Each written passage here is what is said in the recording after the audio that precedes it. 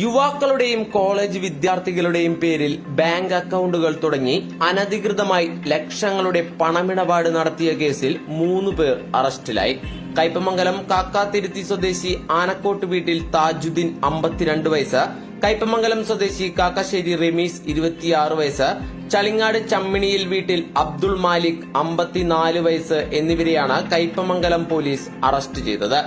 യുവാക്കളുടെയും college വിദ്യാർത്ഥികളുടെയും പേരിൽ ട്രേഡിംഗിനായും income ടാക്സിൽ പെടാതിരിക്കാനുമാണെന്ന് പറഞ്ഞ് അവരുടെ പേരിൽ ബാങ്ക് അക്കൗണ്ടുകൾ തുടങ്ങി ആ അക്കൗണ്ടുകളിലൂടെ ലക്ഷക്കണക്കിന് രൂപയുടെ പണമിടപാടുകളാണ് ഇവർ നടത്തിയത്. ഇത്തരത്തിൽ ശേഖരിക്കുന്ന അക്കൗണ്ടുകളിലേക്ക് വരുന്ന പണം യുവാക്കളെ കൊണ്ട് തന്നെ ചെക്ക് വഴി പിൻവലിപ്പിച്ച് നിസാര കമ്മീഷൻ നൽകി കൈക്കലാക്കുകയാണ് ഇവരുടെ രീതിയെന്ന് പോലീസ് പറഞ്ഞു.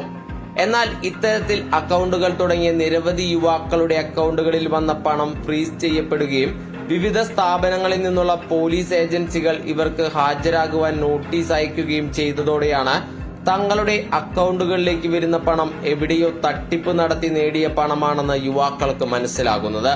തൃശൂർ ജില്ലാ പോലീസ് മേധാവി ഡോക്ടർ നവനീത് ശർമ്മയുടെ നിർദ്ദേശപ്രകാരം കൊടുങ്ങല്ലൂർ ഡിവൈഎസ്പി വി കെ രാജുവിന്റെ നേതൃത്വത്തിൽ Kaipamangalam SHO M Shajahan, SI K Sooraj, GSI PV Hariharan, grade senior CPO Muhammad Rafi, CPO Muhammad Farooq എന്നിവർ ചേർന്നാണ് പ്രതികളെ അറസ്റ്റ് ചെയ്തത്.